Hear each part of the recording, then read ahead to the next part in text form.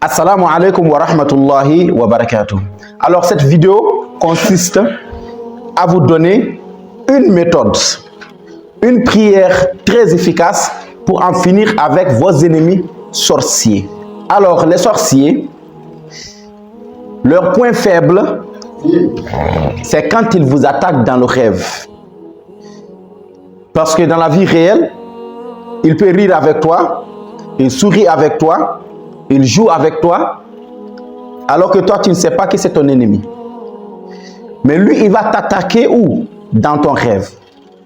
Lorsque tu vas dormir la nuit, il va prendre l'aspect ou bien une image effrayante qui te fait peur. Donc il va t'attaquer dans le rêve. Tu vas faire des cauchemars. Tu vas rêver des bœufs noirs ou bien des chiens. Donc cela, le sorcier, il peut prendre cet aspect pour venir dans ton rêve et pour t'attaquer. Mais en ce moment, il est très vulnérable.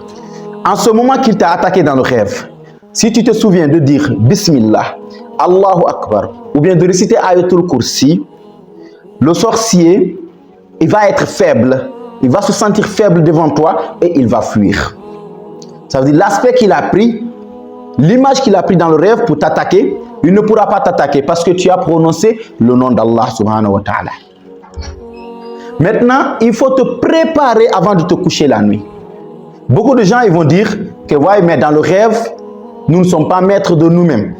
Tu ne peux pas te rappeler de t'arrêter et de combattre. Mais je vous dis quelque chose qui est sûr. Si quelque chose vous a attaqué dans votre rêve et que vous avez fait l'acte de fuir, et cette action de fuir, c'est vous qui l'avez faite. Maintenant, c'est vous-même, vous allez faire l'action de ne pas fuir. Comment est-ce que ça se fait? Suivez cela jusqu'à la fin pour comprendre. Alors là, vous allez tout simplement vous préparer avant de vous coucher.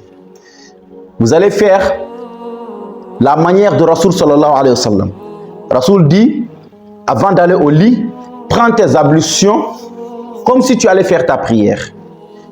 Donc une fois au lit, tu t'assois, tu réunis les deux mains, tu récites les trois qul. Ça veut dire qul huwallahu ahad, qul a'udhu bi rabbil falaq, qul a'udhu bi rabbin nas. Et ayatul kursi, trois fois chacun. Vous allez souffler dans votre main, commencez ici et frottez tout le corps.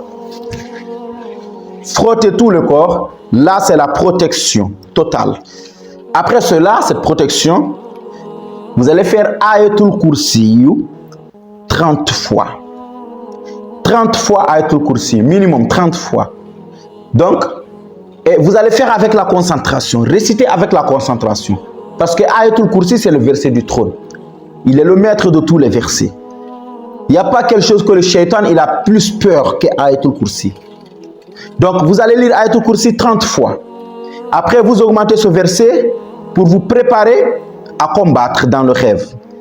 Aynama takunu ya'ti bikumullahu jami'a inna Allaha ala kulli shay'in qadir. Ça veut dire où que vous soyez, Allah vous ramènera tous vers lui parce que Allah est capable de toutes choses. Et si vous faites ce verset, Aynama takunu, vous faites cela une trentaine de fois aussi. Et vous faites ce verset une trentaine de fois. Après, vous faites dua. Vous demandez à Allah de vous ramener tous vos ennemis dans le rêve et qu'il vous donne la force de les exterminer eux tous. Vous allez voir, lorsque vous allez vous coucher, les ennemis ils vont venir vous attaquer. Que ce soit les djinns, que ce soit les sorciers.